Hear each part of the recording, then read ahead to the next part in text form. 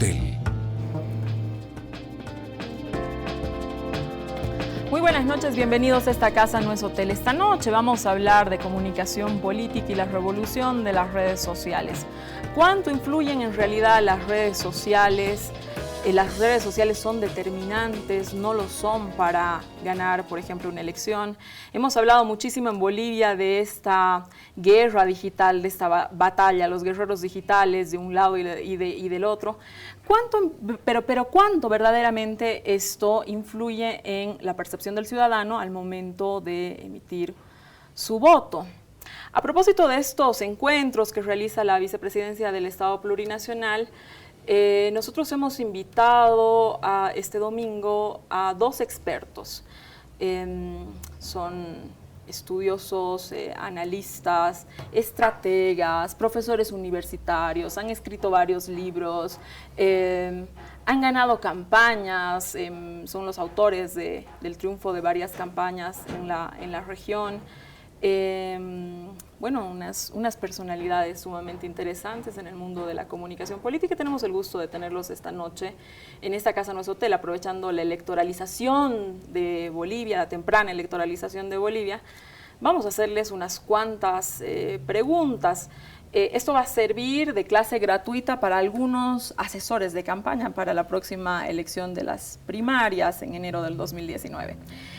Con nosotros Mario Riorda. Mario, bienvenido a Esta Casa No es Hotel. Gracias por haber abierto un tiempo en tu agenda. Sé que es una agenda compleja, complicada.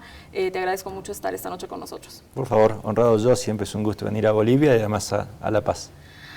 Gracias. Con nosotros esta noche también Ángel Becasino. Ángel, bienvenido a Bolivia, bienvenido a Esta Casa No es Hotel. Es un gusto esta noche tenerte con nosotros.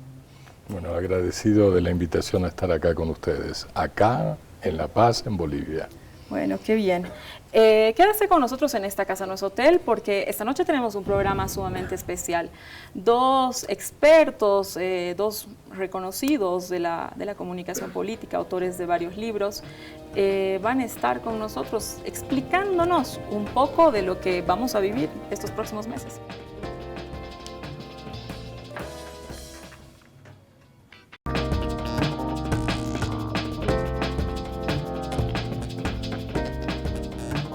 Volvemos a Esta Casa No es Hotel. Esta noche tenemos la presencia de dos grandes figuras de la comunicación política en la región. Con nosotros está Mario Riorda y Ángel Becasino.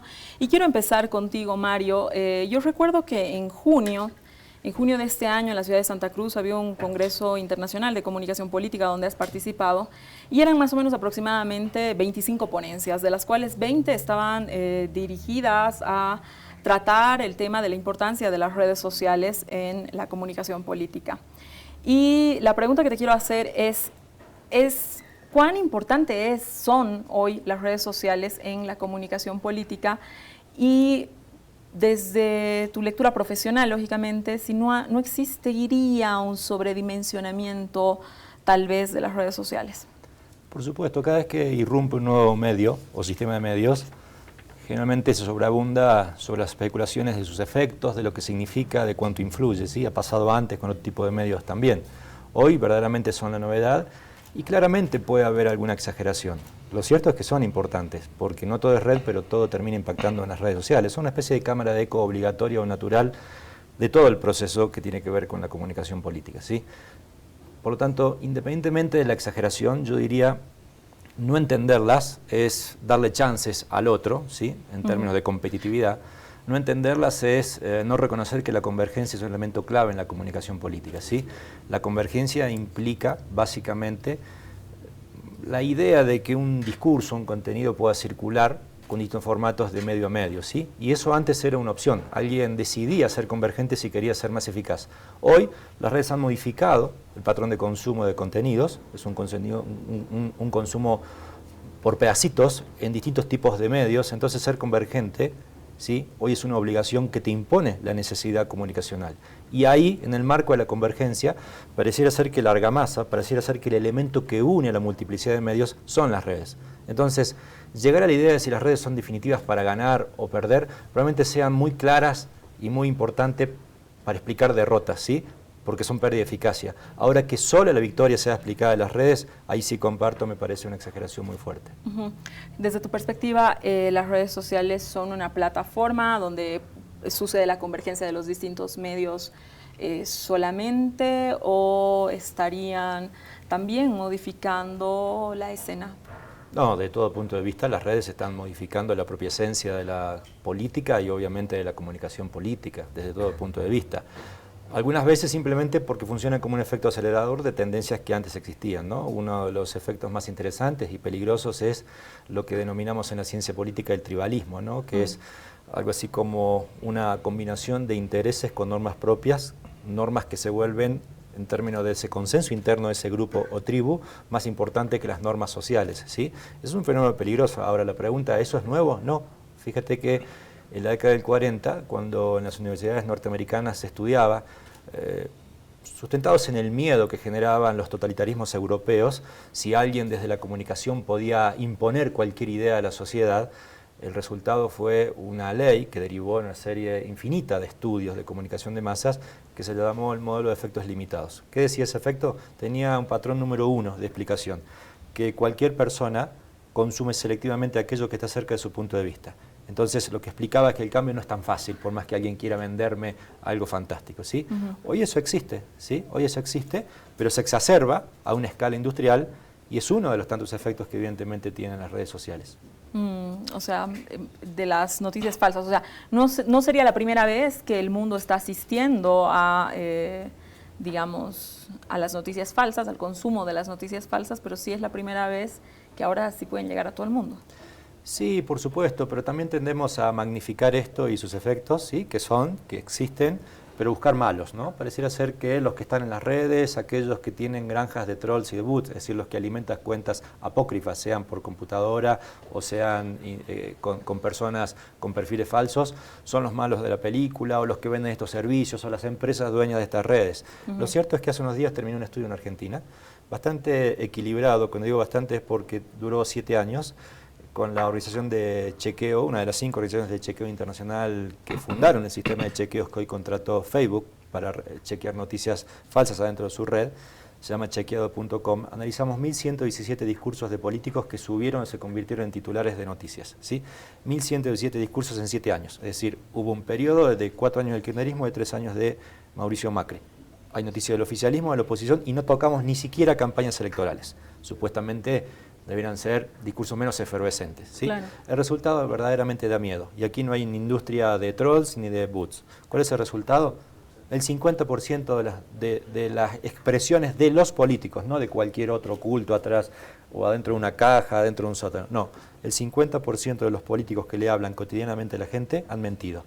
50% de los discursos son mentiras. ¿Qué significa? Insostenibles, desde todo punto de vista.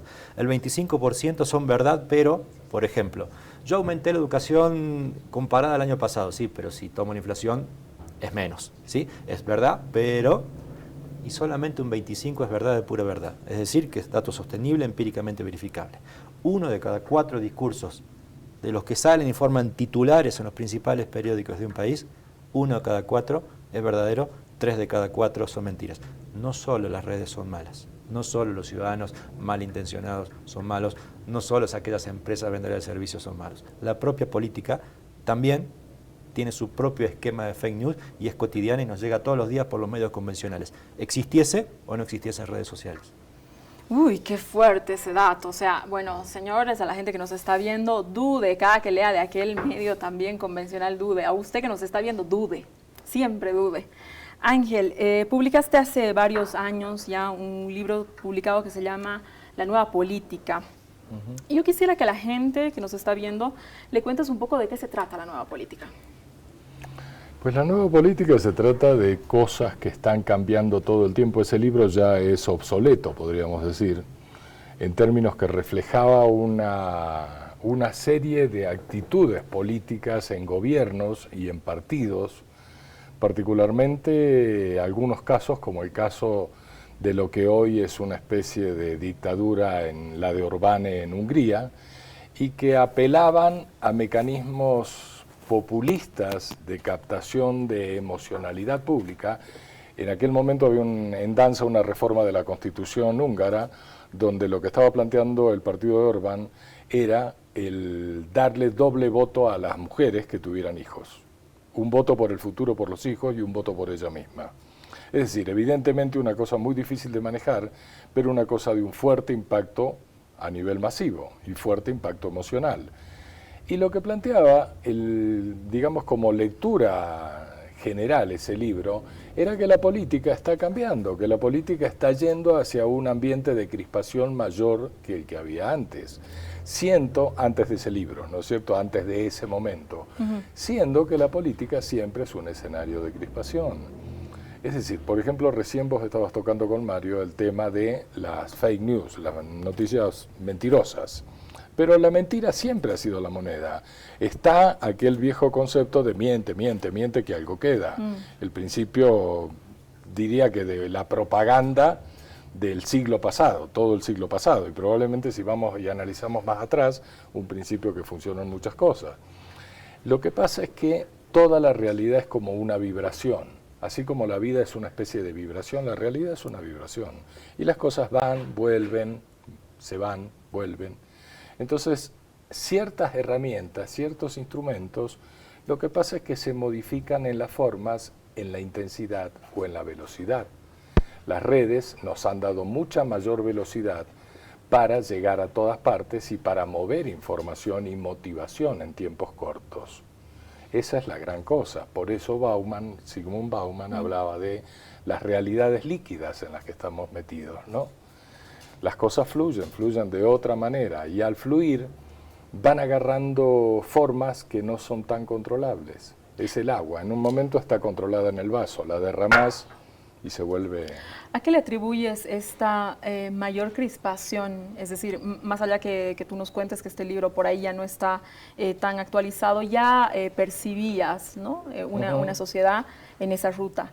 Ahora, definitivamente yo no creo que no haya nadie que no siente en su sociedad, en ningún país, por lo menos occidental, que no sienta esa polarización, que no leas un medio de comunicación y leas que evidentemente el medio está sumido en la polarización, que la gente no nos vea y de pronto se posicione de una u otra manera, ¿no es cierto?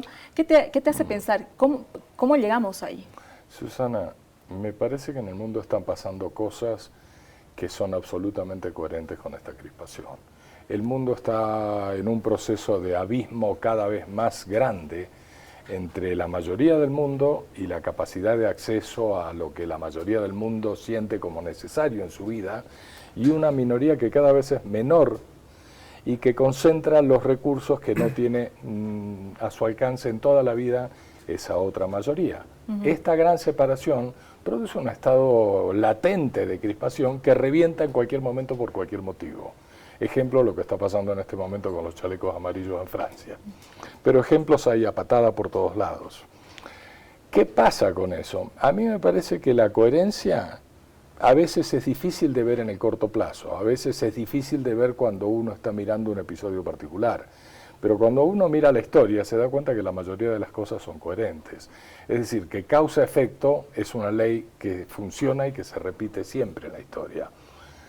Insisto, creo que las cosas que están pasando de fondo en la sociedad son las que están marcando esta crispación, que en realidad es una especie de metabolización de la realidad que produce como resultado una desesperanza muy profunda que se vuelve en indignación, en bronca, en ganas de romperlo todo porque no hay nada por delante, y que empieza a convertirse en un sentimiento muy fértil para sembrarle mensajes, indignaciones, líneas populistas, simplonas de lectura de la sociedad o de lo que podría cambiar a la sociedad o de lo que podría dar satisfacción a lo que la gente siente que está necesitando. Y eso explica procesos. Bolsonaro, Brasil, Trump, Estados Unidos, Duterte en Filipinas, y hay un montón de episodios menores, pero que van todos en la misma línea. Incluso los conflictos que se vieron en la última elección francesa, explica el Brexit, la falta de información de la gente y la carga excesiva de emoción en la gente y de emoción negativa. ¿Qué tienen que ver las redes sociales en esto que explicas? ¿Son simplemente el vehículo para generar este tipo de emociones, el vehículo para las noticias falsas, el vehículo para convocar, o qué más han tenido que ver? Ya no nos encontramos en la plaza se ha envuelto en las redes sociales. Las redes sociales se han vuelto una sociedad paralela que podríamos decir que influye sobre todo el resto de la sociedad. Para mí la mezcla de las grandes cosas que se juegan en tiempos electorales que mencionaste vos, este momento boliviano, son la calle, lo que ocurre en la calle, la comunicación que hay en la calle y las actitudes que hay en la calle, y por el otro lado las redes sociales. Las redes sociales como generadoras de múltiples estímulos y de múltiples lecturas de la realidad, con momentos en que uno de esos múltiples estímulos, quiero decir, o información, pasan a predominar cuando se convierten en virales o cuando se instala como una información que se vuelve una especie de quiste psicológico en la gente y que empieza a crecer y que deforma la lectura de la realidad.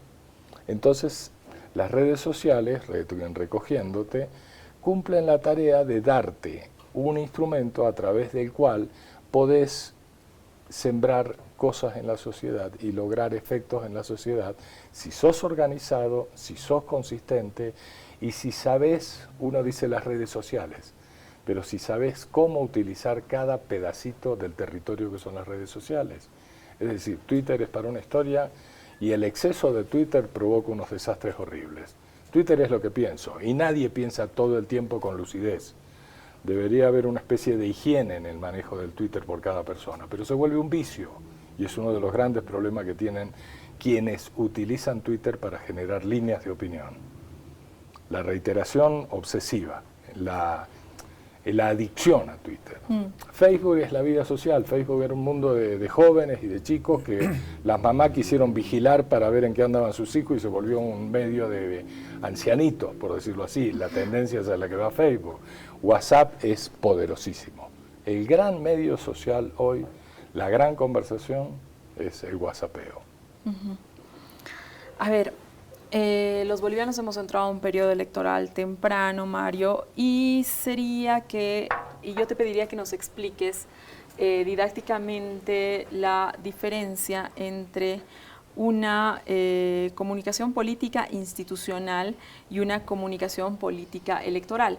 Esta diferencia sí creo que a la gente que nos está viendo le va a interesar mucho, ¿no? Nosotros, como tú sabes perfectamente, tenemos un gobierno que ya está hace muchos años y al que se lo acusa permanentemente de estar en una campaña política sostenida, ¿no? Entonces, creo que la explicación que nos vayas a dar sí es muy interesante porque los bolivianos nos interesa aplicarla en el contexto. Bien, bueno, definir eso es como entrar en clases y voy a tratar de sintetizarlo en 1 minuto, 2 minutos. La verdad que me apasiona y además milito esta causa. Si yo tuviera que describir o definir lo que muchos llamamos la profesionalización de la comunicación política, básicamente es poder separar funcionalmente la comunicación gubernamental de la comunicación electoral, de la comunicación de crisis. Agregaría la de riesgo, ya es un poquito más sofisticada, ¿sí? Y definir funcionalmente implica que las tres pueden estar superpuestas, que las tres tienen patrones comunes, pero que básicamente, independientemente del nivel de imbricación y relación, son cuestiones separadas, ¿sí? Porque la comunicación electoral técnicamente es, como dice un colega español, Javier Rey Morató, es un festival de la comunicación política. La lógica de electoralidad es sorprender, hay un formato publicitario, hay un formato de shock constante. Yo puedo incluso ganar una campaña generando pseudo-acontecimientos. Eso es lo que en la comunicación le denominamos a esta comunicación explosiva que se agota en un rato, que se hace simplemente para existir, para que se visibilice y no es más memorable que el hecho de que aparezca y desaparezca, ¿sí? Uno puede manejar una campaña con esa lógica, uno puede manejar el gobierno con esa idea de un candidato que es un rockstar a lo largo de un tiempo, ¿sí? En ese sentido, la comunicación gubernamental tiene una tarea central que es construir consensos. Y todo consenso, no hay que ser romántico, trae disensos, es la realidad, ¿sí? Algunas veces más fuertes, otros menos fuertes. Muchas veces suelo definir el consenso como la ausencia de bloqueo. bloqueo en calle, bloqueo legislativo, bloqueo en la opinión pública, ¿sí? Hay consensos más duros y más blandos, no importa, pero el consenso en fin es lo que me permite avanzar, no bloquea, no paraliza a un gobierno.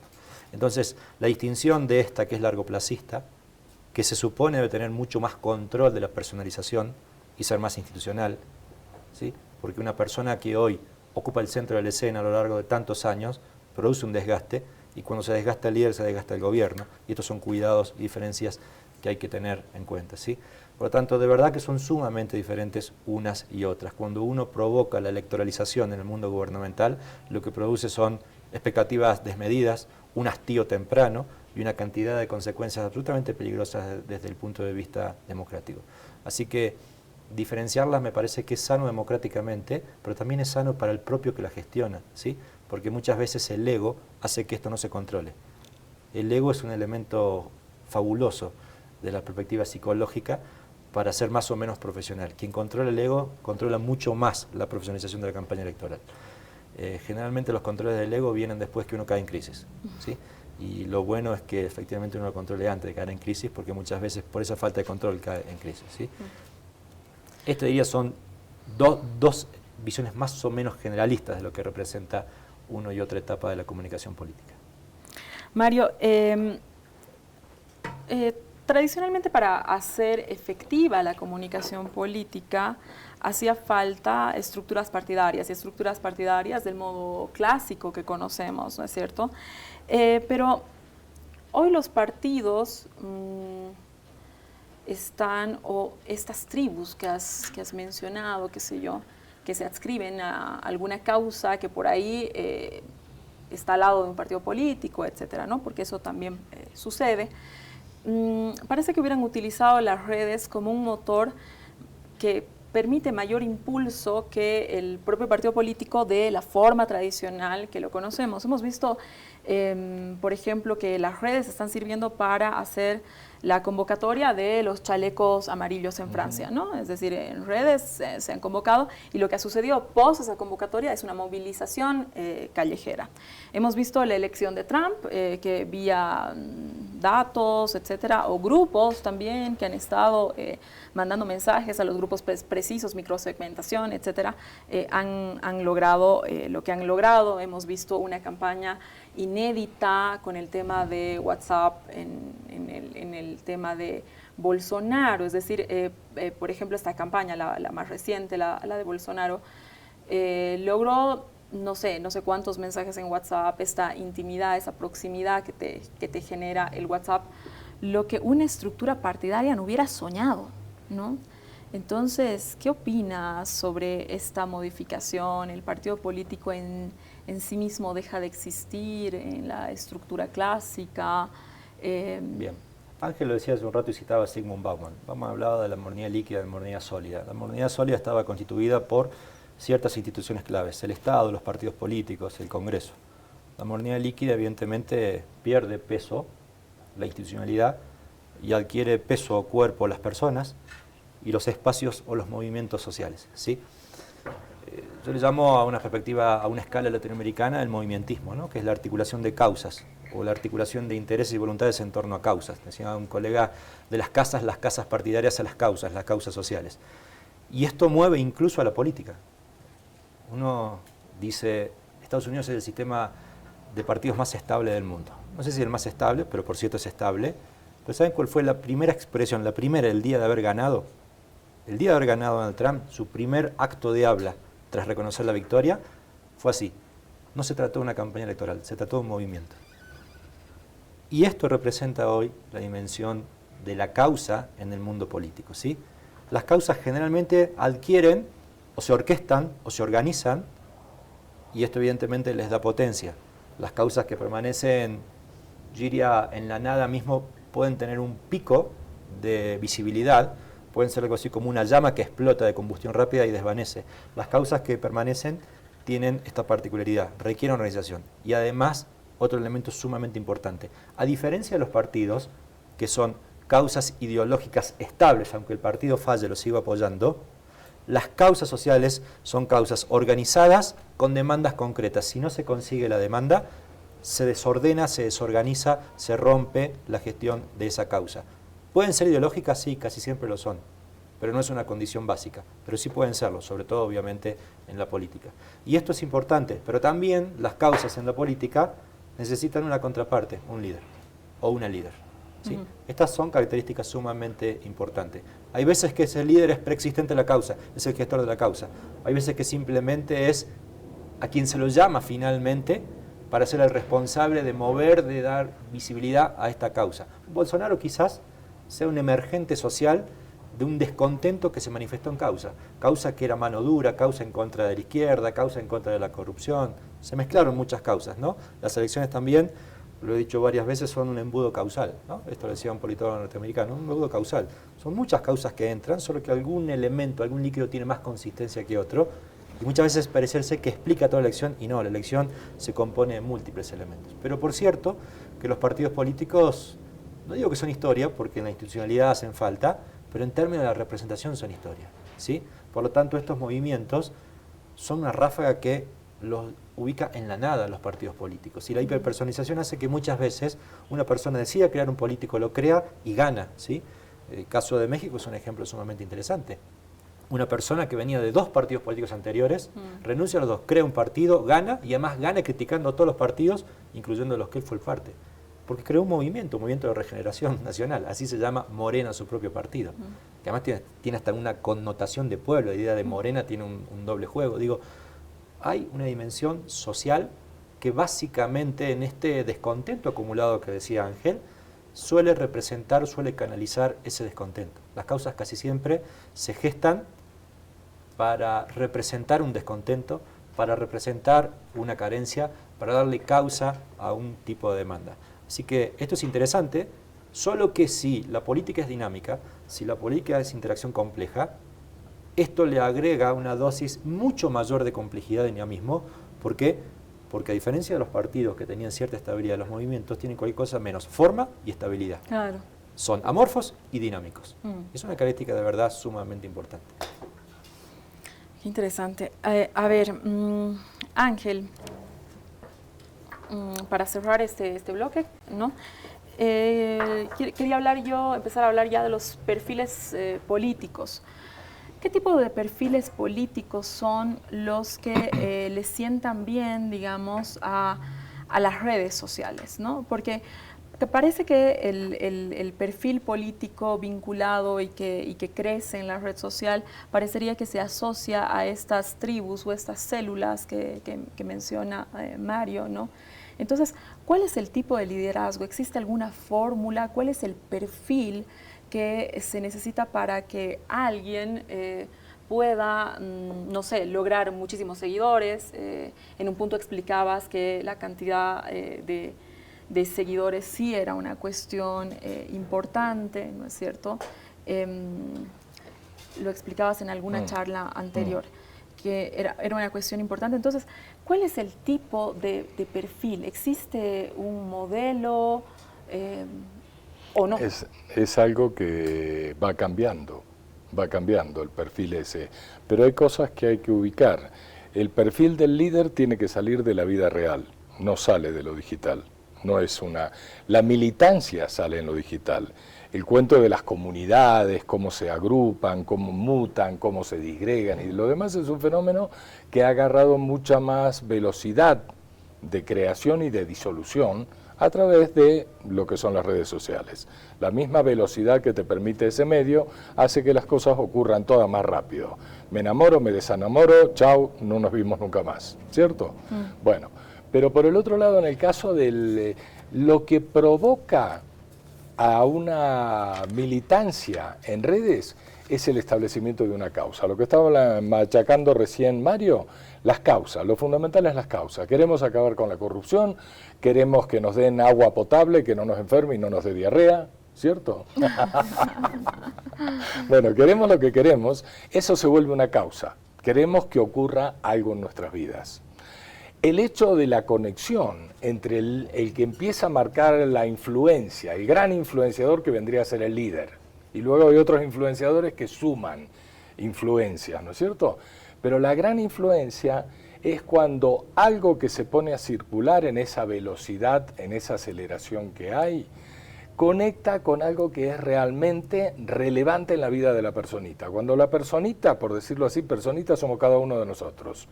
Cuando cada uno de nosotros siente, eso tiene que ver conmigo, eso es un vacío en mi vida, eso es algo de frustración que yo estoy acarreando.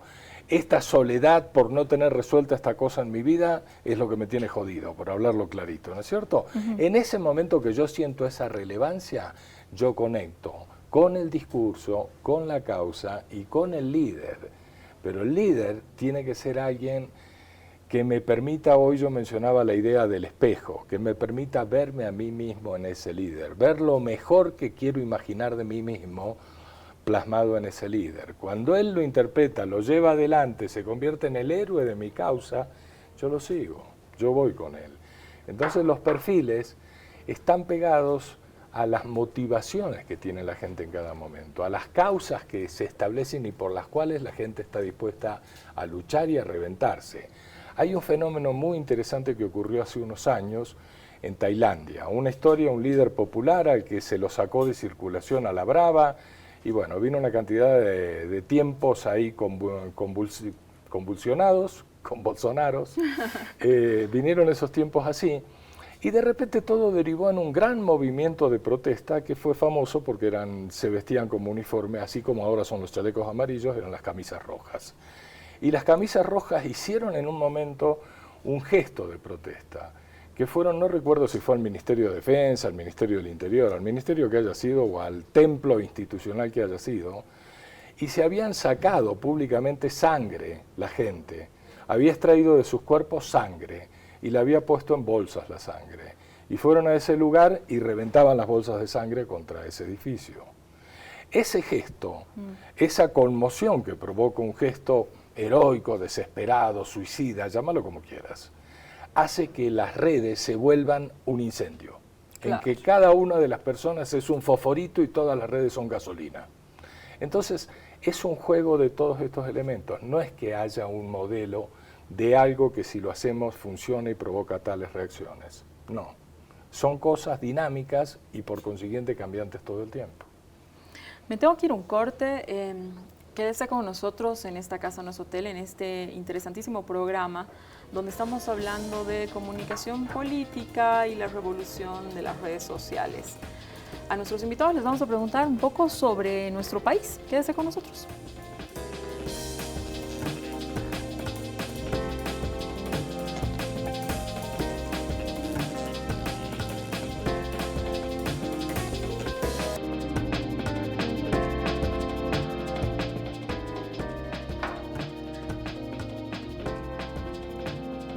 Volvemos hasta Casa No es Hotel. Esta noche estamos con Mario Riorda y Ángel Becasino, ambos grandes figuras de la comunicación política en la región.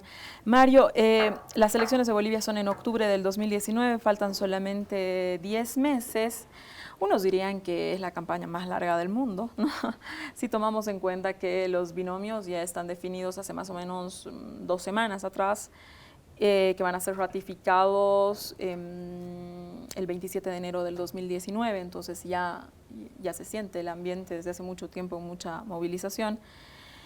Y según tu experiencia, yo te quiero preguntar, ¿quién sale beneficiado de una campaña política larga? Los consultores, los publicistas, los medios, la industria de la comunicación, creo que son los únicos. A ver, yo creo que hay que distinguir claramente lo que llamamos campaña electoral desde 2 modos. El modo formal, la campaña electoral es el periodo de competencia que transcurre desde el día X al día X. 1 mes, 2 meses, 3 meses. Los famosos 90 días. Cada país tendrá 1 mes más, 1 mes menos y es indistinto, el periodo formal, ¿sí? El otro modo de definir la campaña es un modo teórico de la ciencia política que me parece fascinante. Es la discusión o la agenda de las futuras políticas públicas. Bellísimo. Lo cierto es que ninguna de las 2 cosas son reales hoy. Porque, por ejemplo, voy por lo segundo. En un estudio que hice de 38 campañas presidenciales en América Latina, que luego potencié en 3 estados, en Argentina, Venezuela y México, aproximadamente el 75% del contenido discursivo en la campaña es del pasado y no del futuro. Lógica retrospectiva. Ni hablar si además hay negatividad. La negatividad es 100% pasada. Entonces, esta idea de poner en la agenda lo que viene no queda tan clara, ¿sí? Hay veces puedo poner en la agenda simplemente que soy distinto a este que está, y no estoy proponiendo nada, simplemente ser distinto, castigando lo negativo de él o el énfasis en lo que creo que está mal y listo. Hay cierta falacia. Y por otro lado hay algo, un tercer elemento que podría agregar que está relacionado a la eficacia, que nos duele a los consultores, publicistas, nos toca el ego más profundo. El libro de James Campbell, que se llama La campaña americana, estudió el proceso electoral del mundo occidental y tiene una afirmación que de verdad es contundente y cuando uno se pone a verlo es bien gráfica. Dice que 9 de cada 10 campañas electorales confirman la tendencia que existía antes de que la campaña inicie. ¿Qué significa? Que en 9 de cada 10 casos la tendencia está dada de antemano. La tendencia no es que alguien gana por 3,5 ni 5,6. La tendencia es que una campaña va a ser muy competitiva o de fuerte distancia entre el primero, el segundo y el tercero, o de dispersión de votos, etcétera, etcétera. ¿Sí? Entonces, digo, me parece que hay una exageración sobre el peso de las campañas. Hay veces que sí es significativo, pero generalmente las campañas cumplen formalmente un proceso democrático que a pesar de que uno quiere poner todo, no es tan potente el resultado, el cambio, el efecto de lo que uno hace en campaña que si la campaña no existiese. ¿Sí? Entonces, digo, probablemente hoy, en este largo periodo... Con esta declaración estás dejando sin trabajo a un montón de gente. No, todo lo contrario. Lo que estoy diciendo es que... No, al contrario. Lo que estoy diciendo es contrátenlos ahora y temprano, porque lo que tienen que estar tendencias ahora y no después, que llegan tarde. ¿Sí? Es exactamente lo contrario. Es el momento, no de una campaña permanente. De paso retomo algo que había quedado incompleto del bloque anterior. Me preguntaba sobre la campaña permanente. Yo no creo en la campaña permanente, es un concepto americano que tiene que ver con esta lógica. Hay que actuar como si todos los días se votase, construir mayorías cotidianas. Y lo cierto es que un gobierno, hay veces que no quiere construir mayorías cotidianas, ¿sí? Porque tiene que revertir un Estado que está convencido, una política pública que está convencido que hay que hacerla, y parte con minorías. ¿Sí? Y esto de la campaña permanente no es tan sencillo de digerir. Cuando gobernaba Bill Clinton tenía 2 laderos comunicacionales, su director de prensa, Stephanopoulos, y su consultor, Dick Morris. Estaban muy peleados. Cuando termina el gobierno, Stephanopoulos escribe sus memorias y él criticando a Bill Clinton le llamaba el señor 60%. ¿Por qué? Porque todo lo que me dice 60% le obligaba a que Clinton hiciera o no hiciera en función de no perder esa mayoría cotidiana. Uno mira el caso de Evo, no es un tipo que todo el día esté mirando si esto mide 60 o mide 30. Hay mucho de convicción. Creo que el proceso ideológico de transformación tiene mucho de convicción. Un opositor probablemente pensará lo mismo, no solamente es Evo, ¿sí? De uno y otro partido. Entonces, digo, la política se ha tornado un ejercicio mucho más permanente de discusión, pero no quiere decir que esto se asimile al concepto específicamente de campaña permanente, ¿sí? Ahora, generalmente los niveles de electoralización temprana se dan cuando el propio líder oficialista entra en un proceso electoral temprano, con su propia lógica que explicaba antes, ¿no? Cuando no distingue entre la comunicación gubernamental y la comunicación electoral. Hace unos días el principal consultor del presidente Mauricio Macri dijo no hay diferencia entre la comunicación gubernamental y electoral. Bueno, así le fue en los 3 primeros años. ¿Sí? Así le fue en los 3 primeros años, por no entender esa diferencia. Que la comunicación debe cambiar del formato publicitario de shock, de sorpresa, a una palabrita que tiene un peso semántico gigante, que es legitimidad, legitimación. La comunicación gubernamental necesita muchísimo de eso, ¿sí? Entonces, cuando el necesita ser muy seria y creíble, porque la gente ya es distinto ver a un candidato creíble, como no es seria, no es seria, ¿no? creíble en contexto de carencias, ¿sí? Creíble en contexto de carencias, ubicada, contextualizada, eso. Con relativa sobriedad. Eso no significa que una persona no puede tener actos tan humanos como cualquier otro. Una cosa no quita la otra, pero quiero decir, cuando generalmente los liderazgos de turno eventuales adelantan la campaña con procesos de electoralización, ahí pierde la democracia, ahí pierde el pueblo, porque genera efectos hastíos, de cansancio. Hoy con las redes se acelera el debate, un debate que de por sí está acelerado por las propias redes, sea o no en campaña. Cuando digo que está acelerado es porque se debaten muchas cosas cotidianamente. No sé si a ustedes les pasan que llegan el día o termina el día cansado de tantas cosas o contenidos que han leído, ¿sí? Porque antes en una pantalla yo elegía, veo un rato, el bloque noticioso tiene 3 noticias por bloque, 12 noticias, a la tarde escucho radio. Hoy, si ahora en la pausa tenemos un minuto, es probable que yo abra mi Twitter, una red, y vea 50 noticias, tic, tic, tic, tic, tic, tic, tic, o hay 20 noticias simultáneas de golpe, ¿sí? Como tendencias dominantes, y superpone una noticia con otra, con otra, con otra, con otra. Entonces quiero decir, de verdad, que la política es un continuo, ¿sí? pero que entender la dinámica gubernamental del electoral es también en parte respetar a la sociedad, es en parte no encabronarla de antemano, es en parte no movilizarla hacia una dinámica que muchas veces no tiene salida. Porque hay gobiernos malos, ok, pero hay respuestas que por más bueno que sea el gobierno tampoco son sencillas de dar, ¿sí? Entonces cuando uno entra en una electoralidad, lo que básicamente hay es una efervescencia de la promesa.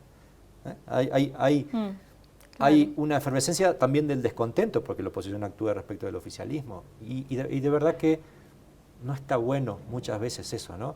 Leí hace poco, probablemente el teórico que más influyó en mi vida, y diría uno de los más importantes teóricos, muy poco conocidos en América Latina, Murray Edelman, que hablaba que en parte hay que despolitizar a la sociedad.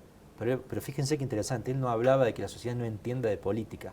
Despolitizar significa que la sociedad pueda discernir del intento manipulador o de la promesa falsa o de la ficción comunicacional o de la pelea que promete la política, ¿sí? Para él politizar en realidad era politizar empoderando al pueblo, pero dejar de mirar un tanto arriba, sobre todo cuando hay mucha pelea, cuando hay mucho interés, cuando hay mucha parcialidad, cuando hay mucha dinámica que encabrona literalmente en el día a día, ¿no?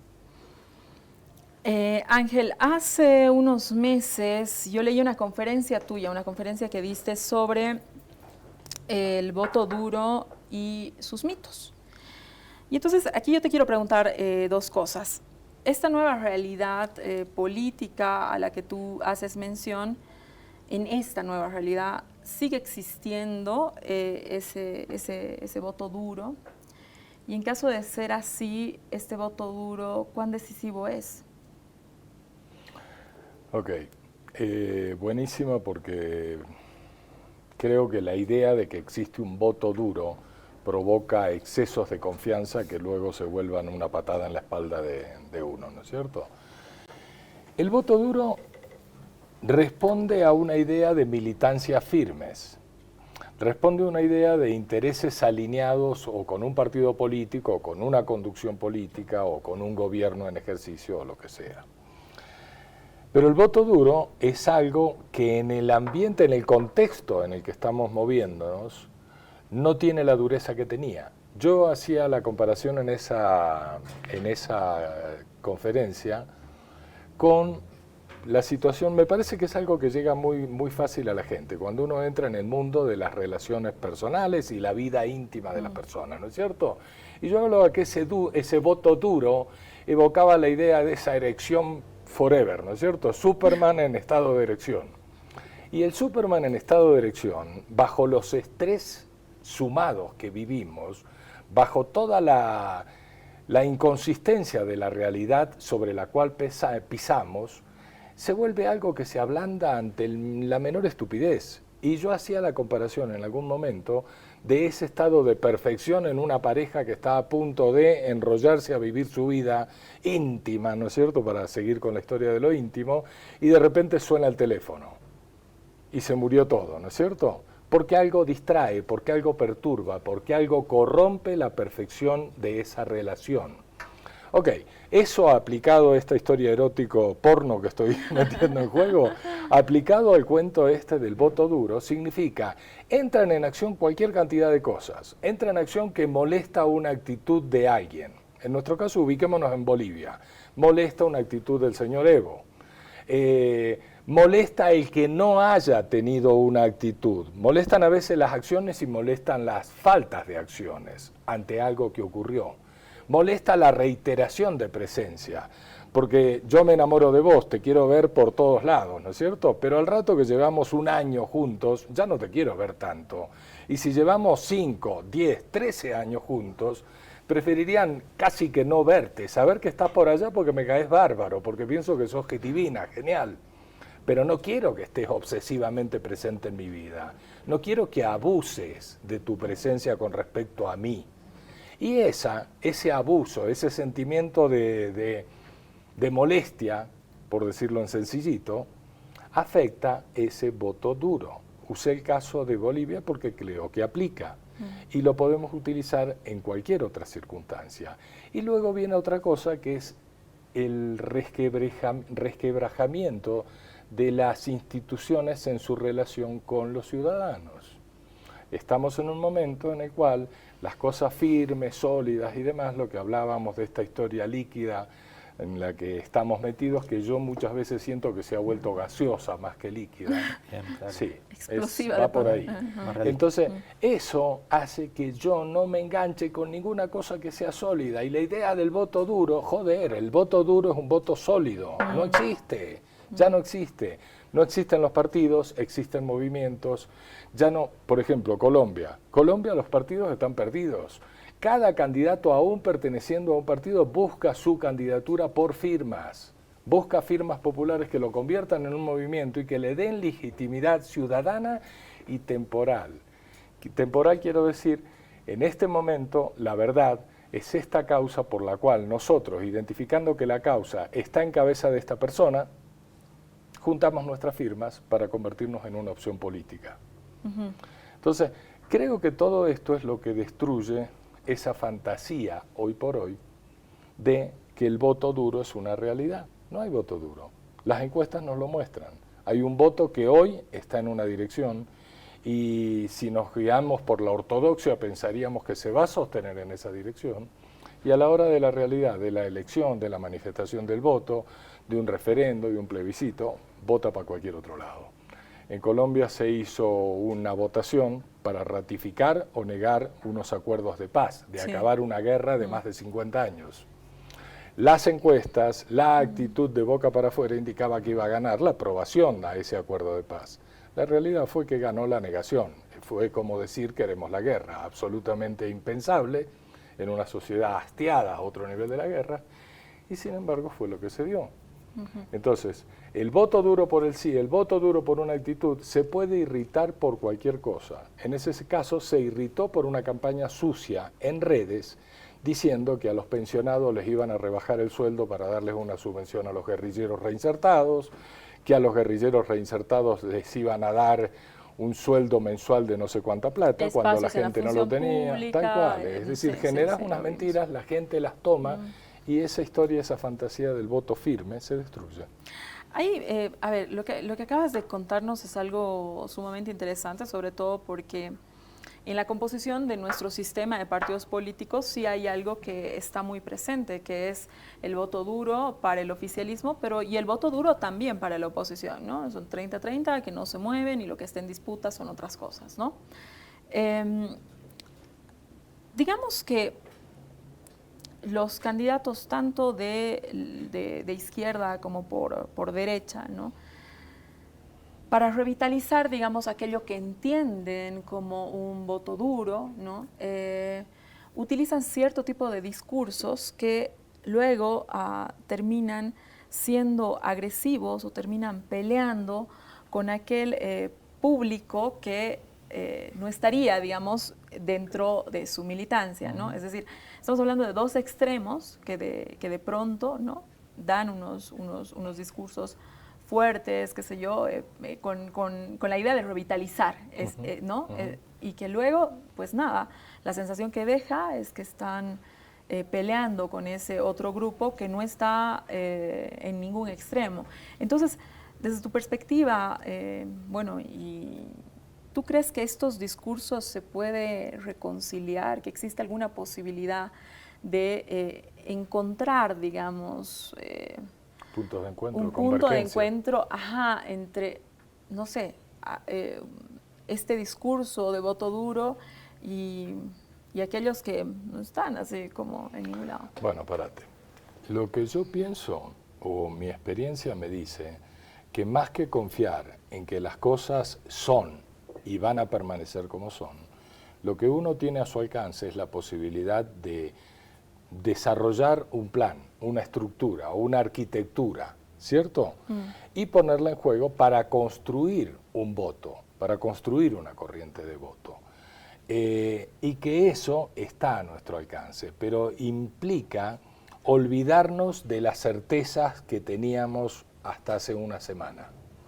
Creo que uno debe romper con el lastre de lo que creía que era firme, del discurso que creía que no se iba a mover y que iba a seguir manteniendo esa relación que había tenido antes.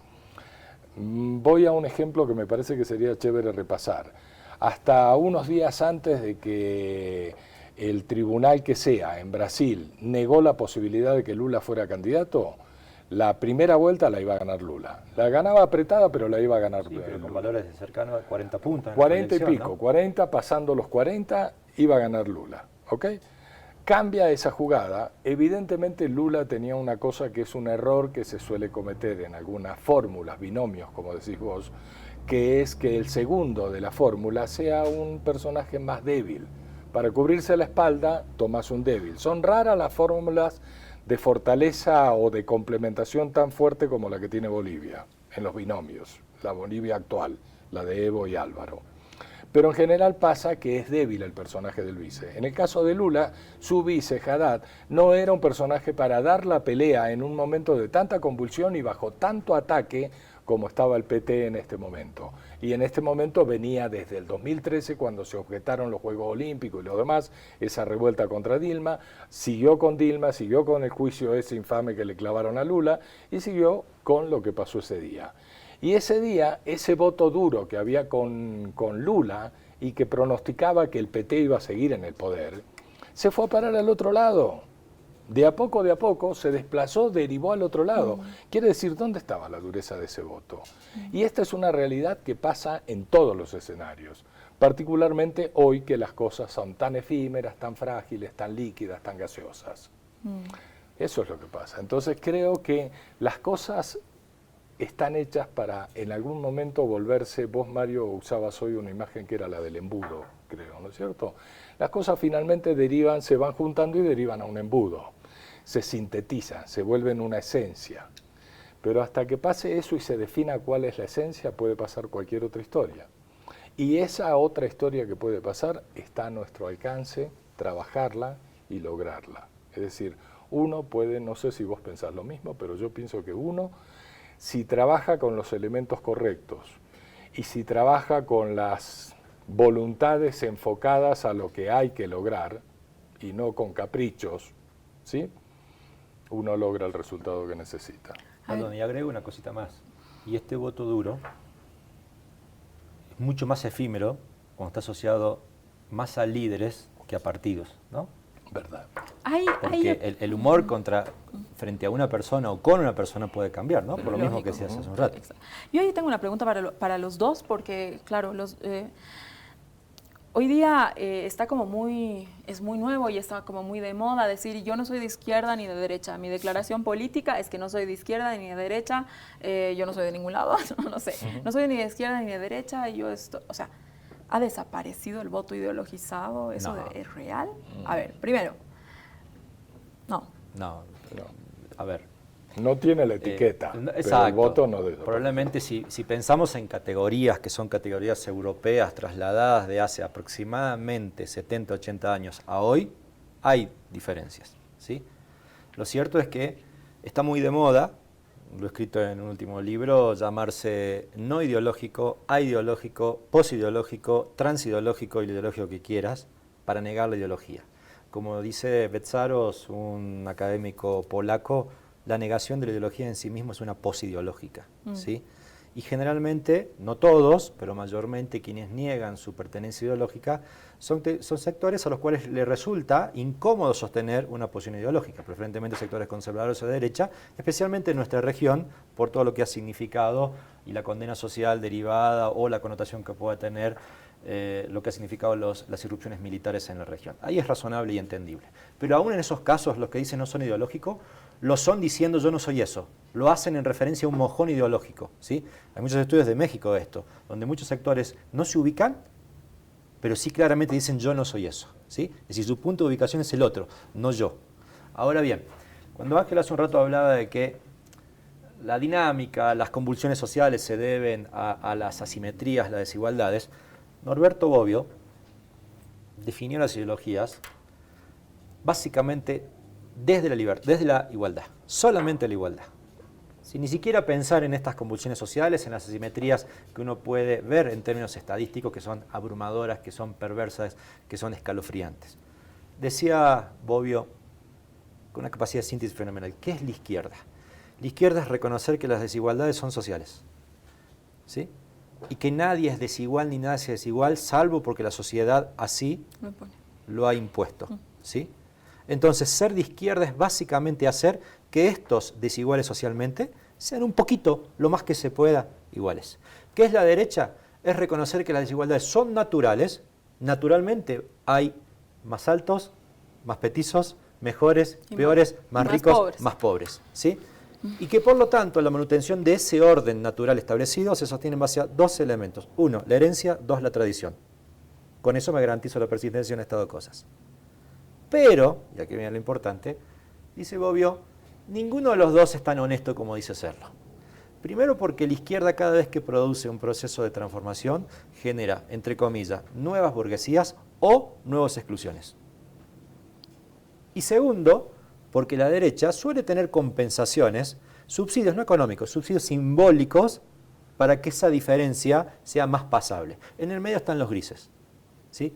Yo creo que claramente es factible y es interesante analizar un gobierno, política por política, de dónde los va ubicando.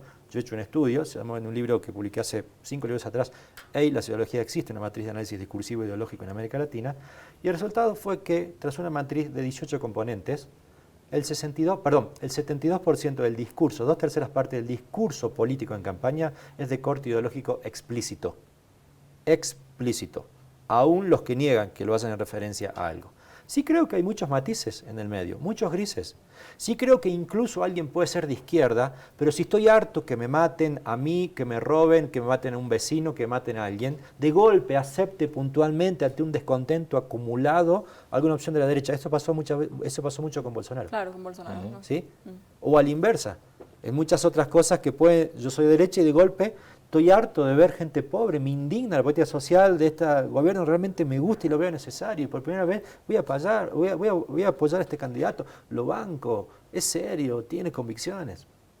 Ahora, en general, hay una correspondencia bastante clara entre ubicarse de izquierda y votar partidos de izquierda y ubicarse de derecha y votar partidos de derecha. Pero acá viene lo interesante discursivamente, que no hace falta todo el día estar refregándote en la cara yo soy de izquierda, soy de derecha. La derecha o la izquierda se manifiesta a través de posiciones, issues, asuntos, ¿sí? La referencia respecto al Estado o al mercado, frente a la libertad o a la igualdad. Hubo en Argentina un estudio antes de la campaña electoral, cuando Macri fue candidato, qué fantástico. Se le preguntaba a la gente, ¿vos querés ser continuista, que continúe el kirchnerismo o cambista? ¿Qué dio la encuesta? 49-49. A estas dos porciones de una manzana partida al medio, se le preguntaba, ¿usted prefiere, dicotómicamente, a modo exagerado, ¿sí? Para forzar una definición, ¿usted quiere mayor igualdad a través de políticas sociales o mayor libertad, empezando por la libertad de prensa? El 75% de la gente que quería el continuismo quería políticas sociales. El 74% de la gente que quería el cambio quería libertad, incluyendo libertad de prensa. Era extremo, porque probablemente la gente quiere los dos, ¿sí? Pero ayuda a pensar de que verdad siempre hay un componente ideológico, algunas veces muy explícito, que cuando tan explícito en el tiempo enerva, cansa, hastía, satura, y otras veces muy oculto, pero solo con ver el resultado de las políticas públicas te das cuenta que no tenía nada de oculto. Ángel. Impecable. Bueno, entonces... espérate un segundo, quiero decir algo.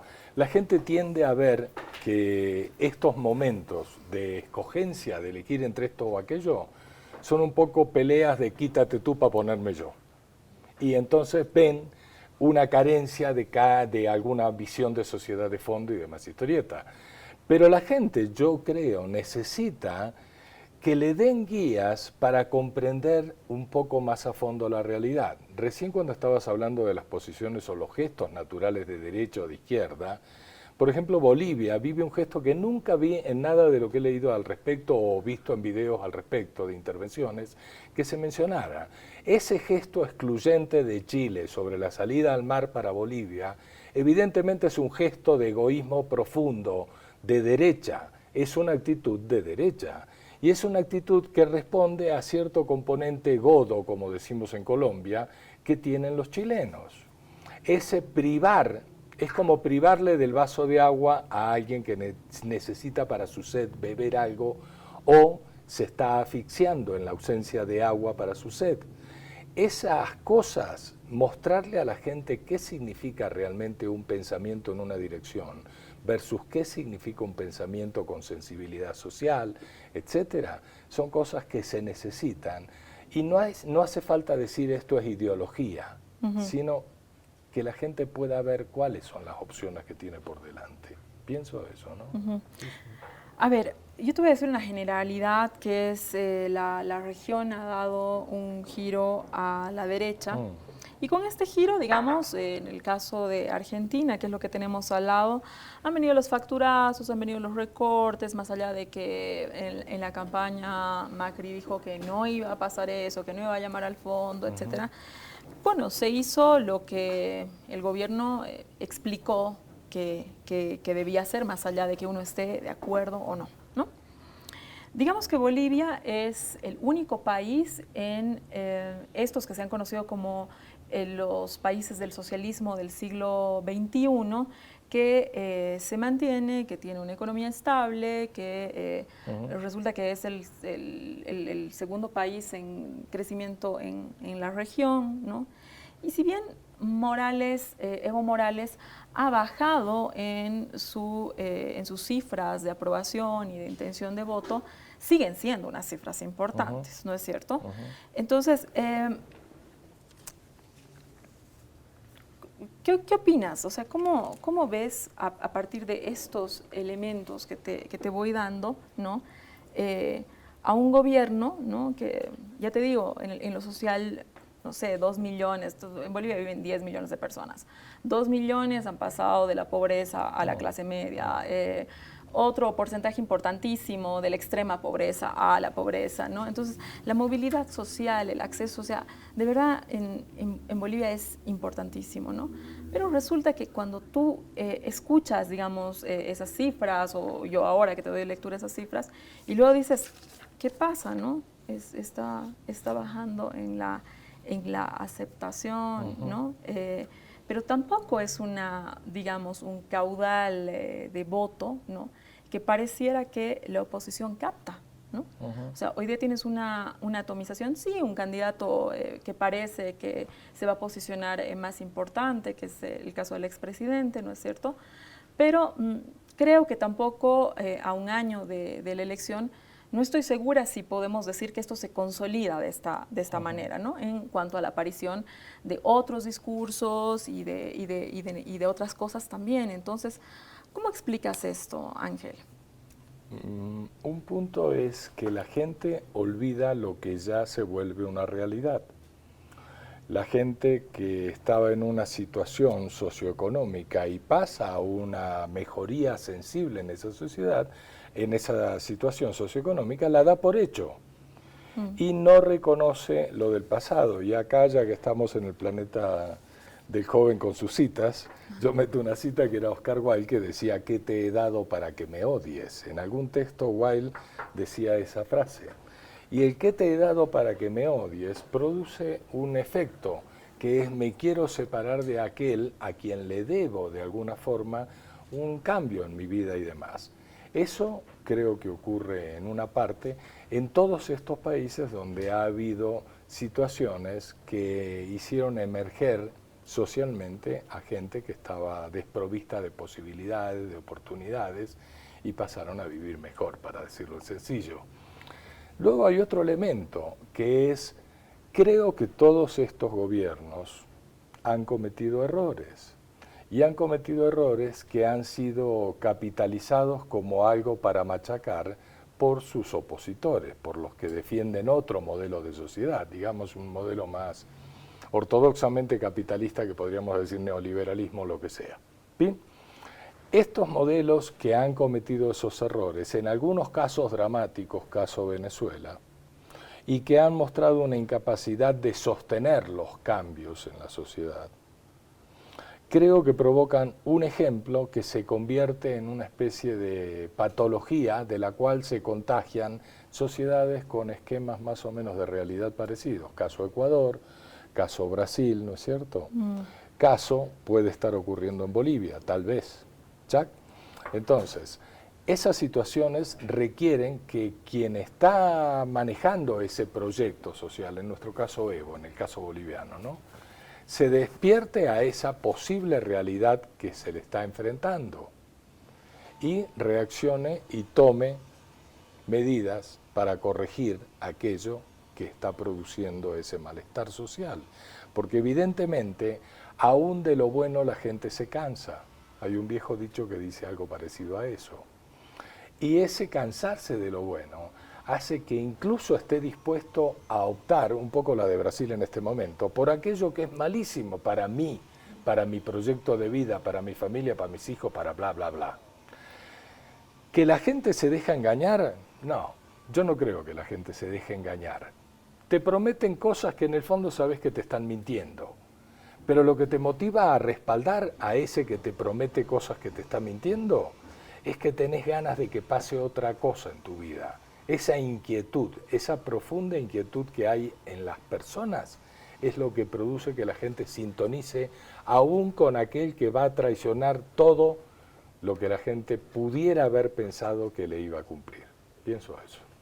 Bueno, me tengo que ir a un corte. Volvemos solamente a unas conclusiones con nuestros invitados. Realmente un programa maravilloso. Muchísimas gracias. Quédese, que volvemos con las conclusiones de esta Casa No es Hotel.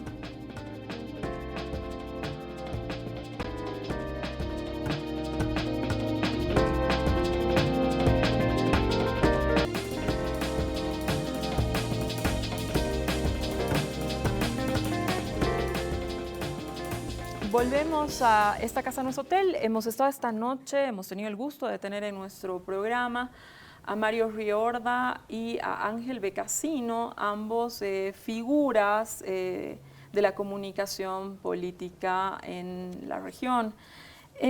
¿Con qué quisieras que se quede la gente? Una conclusión, 2 minutos. ¿Qué le quieres dejar a la gente? Yo soy de escribir mucho, pero básicamente porque me da vergüenza, colecciono títulos. Yo salgo de esta charla y solo con escucharlo a Ángel, por ejemplo, tengo 4 o 5 títulos de futuros libros que nunca van a salir, ¿sí? Entonces, siempre pienso en títulos, ¿no? Y a mí me encanta, probablemente no es mi último título, porque estoy escribiendo 2 libros sobre crisis y no tiene nada que ver con esto, pero yo diría la política sin filtro. Me parece que es el modo de definir esta etapa, ¿no? Un colega dice, todo lo que no quieras que se haga público, no lo hagas en privado. No descuídate, no lo hagas, ¿sí? Porque estamos en la política sin filtro. Y me parece que las redes sociales han llevado a un nivel exponencial la ausencia sin filtro. Y este sin filtro en parte también tenía que ver con lo que Ángel decía, en situaciones de escepticismo, estas ideologías que en parte en sus posiciones extremas se sostienen por prejuicios, estaban más o menos moderados. Creo que no podemos decir que la sociedad no haya progresado, probablemente las respuestas que uno quiere sean menores, pero la sociedad más o menos, ciertas estadísticas, por ejemplo, las Naciones Unidas, demuestran un progreso muy interesante en muchos ámbitos de la vida, ¿sí? Sin embargo, estos extremos se sostienen básicamente por prejuicios.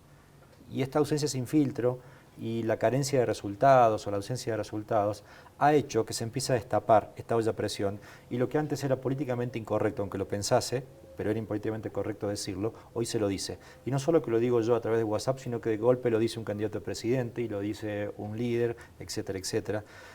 Y esta política sin filtro tiene que ver con todo circula, lo verdadero y lo no verdadero, lo chico y lo grande, pero especialmente esta política sin filtro circulan los prejuicios, ¿no? Y me parece quizás, siendo escéptico, lo peor que ha sido como efecto, como legado hoy temprano, lo que ha sucedido con las redes sociales. Te agradezco mucho haberte hecho un tiempo para venir a esta Casa. Agradecido yo, un placer y un honor. Ángel, ¿con qué? Lo último. Lo último. Yo lo voy a decir en una síntesis más cortita. Hay síntesis largas y hay síntesis cortitas. Para mí la síntesis es que nunca nada está definitivamente dicho. Todo puede transformarse, todo puede cambiar, todo puede modificarse. Y la situación que tenemos hoy, si sabemos moverla de otra forma, puede derivar en una sociedad, en una situación totalmente diferente a la que tenemos hoy. Pero me parece que hay que tener la humildad y la paciencia, que en el fondo la paciencia es una forma de la humildad, creo. Hay que tener la humildad y la paciencia, ese refrito, de saber ver en dónde no estoy haciendo lo que debería estar haciendo. Darme cuenta de qué es lo que no estoy haciendo y debería estar haciendo y empezar a hacerlo.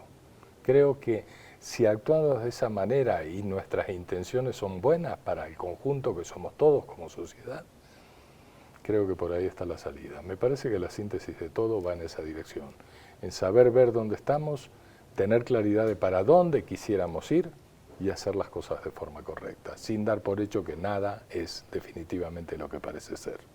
Te agradezco mucho. Les agradezco mucho a los dos y por supuesto le agradezco mucho a la gente que nos ha acompañado esta noche. Esperamos que haya sido, que ustedes hayan disfrutado tanto el programa como lo he disfrutado yo. Quédese en la programación de ATV y conmigo hasta el siguiente domingo. Muy buenas noches.